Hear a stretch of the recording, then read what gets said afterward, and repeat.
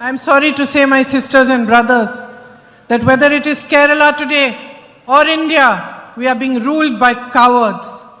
ഞാൻ ഇത്തിരി വിഷമത്തോടു കൂടിയാണ് എൻ്റെ പ്രിയപ്പെട്ട സഹോദരി സഹോദരന്മാരെ നിങ്ങളോട് ഒരു കാര്യം പറയുന്നത്. ഇന്ന് കേരളമാണെങ്കിലും ഇന്ത്യ ആണെങ്കിലും നമ്മളെ ഭരിക്കുന്നത് ഭീരുക്കളാണെന്ന് ഞാൻ നിങ്ങളോട് പറയുകയാണ്. Your chief minister here bows to Narendra Modi to protect himself and his own corruption. നിങ്ങളുടെ കേരളത്തിലെ മുഖ്യമന്ത്രി സ്വയം സംരക്ഷിക്കുന്നതിന് വേണ്ടി നരേന്ദ്രമോദിയുടെ മുൻപിൽ തലകുനിച്ച് നിൽക്കുന്ന ഒരു മുഖ്യമന്ത്രിയാണ് നിങ്ങൾക്ക് ഇവിടെ ഉള്ളത്. And Narendra Modi ji, our prime minister, bows to the Americans and bows to Israel to protect himself.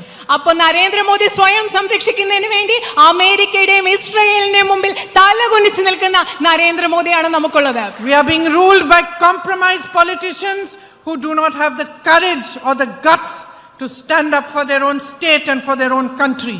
സ്വന്തം രാജ്യത്തിനും സംസ്ഥാനത്തിനും വേണ്ടി നിൽക്കാൻ ധൈര്യമില്ലാത്ത ഒത്തുകളി നടത്തുന്ന രാഷ്ട്രീയക്കാരാണ് നമ്മളെ ഇന്ന് ഭരിച്ചുകൊണ്ടിരിക്കുന്നത്.